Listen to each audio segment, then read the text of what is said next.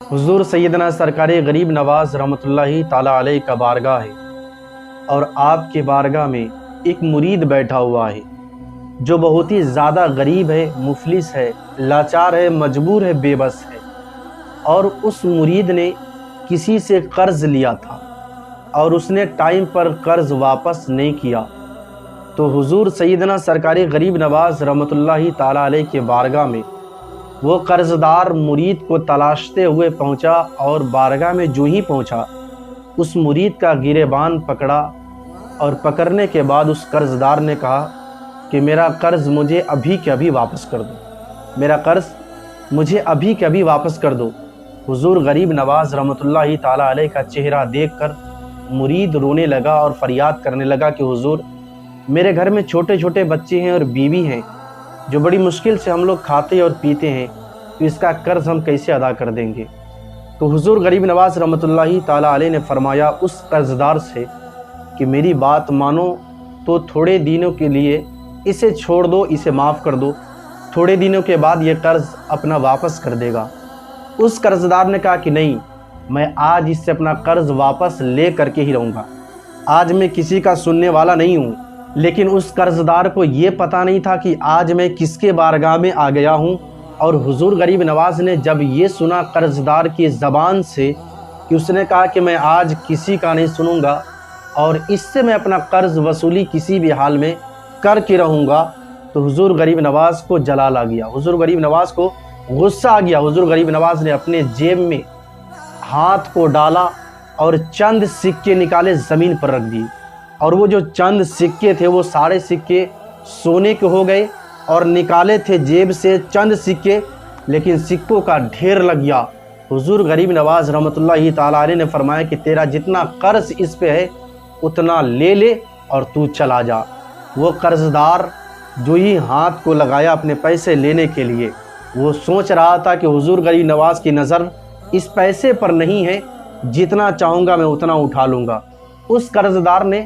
اس کا جتنا پیسہ بقایا تھا اس سے کئی گنا زیادہ پیسے کو اٹھایا اور چلا گیا۔ کچھ دنوں کے بعد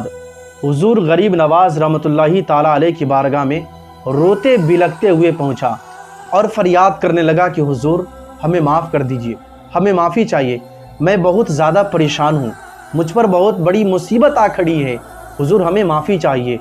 حضور غریب نواز رحمۃ اللہ تعالیٰ علیہ نے فرمایا کیا بات ہے، کیا پریشانی ہے؟ اس نے کہا کہ حضور آپ کے مرید تھے جس کے پاس میرا قرضہ باقی تھا، اور قرض لینے کے لیے میں نے اس کا گریبان پکڑا تھا، آپ کو برداشت نہیں ہوا، آپ نے چند سکے جیب سے نکالے زمین پر رکھے، وہ سکے ڈھیر میں تبدیل ہو گئے، بہت سارے سکے ہو گئے۔ آپ نے کہا تھا کہ جتنا تمہارا قرض بنتا ہے اتنے پیسے اٹھاؤ اور چلے جاؤ، تو میں نے جتنا قرض میرا بن رہا تھا اس سے کئی گنا زیادہ میں نے سکے اٹھائے اور چلے گئے، اور جب میں گھر پہ گیا تو کچھ دنوں کے بعد میرے ہاتھ سڑ گئے، میرے ہاتھ سون ہو چکے ہیں، حضور ہمیں معاف کر دیجئے۔ چادر ہٹایا، اس نے ہاتھ کو دکھایا، غریب نواز نے ہاتھ کو دیکھا، واقعی میں ہاتھ اس کا سوج چکا تھا، ہاتھ اس کا سڑ چکا تھا۔ حضور غریب نواز نے فرمایا کہ میری بارگاہ میں معافی مانگنے سے تیرا یہ بیماری ٹھیک نہیں ہو پائے گا، اگر تجھے اپنی بیماری کو ٹھیک کرنا ہے تو میرے مرید کی بارگاہ میں جا، اس سے معافی مانگ، اگرچہ وہ معاف کر دے گا تو تیری بیماری دور ہو سکتی ہے۔ وہ اتنا سنا اور سننے کے بعد قرض دار غریب نواز کے مرید کو تلاشنا شروع کیا۔ تلاشتے تلاشتے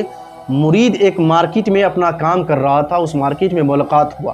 اور جب ملاقات ہوئی اور وہ قرض دار مرید کے قدموں پر گر گیا اور معافی مانگنے لگا، کہنے لگا کہ حضور مجھے معاف کر دیجئے، ہم نے آپ کو بہت ستایا ہے، ہم نے آپ پر ظلم کیا ہے، ہم نے آپ کا گریبان پکڑا ہے، آپ کی وجہ سے میرا ہاتھ سوج چکا ہے، میرا ہاتھ سڑ چکا ہے، میرے ہاتھ میں خطرناک بیماری لگ گئی ہے، حضور اگر آپ مجھے معاف کر دیں گے تو اللہ کے فضل و کرم سے میری بیماری ٹھیک ہو جائے گی، آپ مجھے معاف کر دیں گے۔ اتنا کہا تو غریب نواز کے مرید نے اس کے ہاتھ پکڑا اور اٹھایا، اور مرید نے کہا کہ آج کے بعد کبھی بھی کسی غریب پر ظلم نہیں کرنا، کیونکہ غریب کے دل سے جو آہیں نکلتی ہے وہ عرش اعظم سے ٹکراتی ہے۔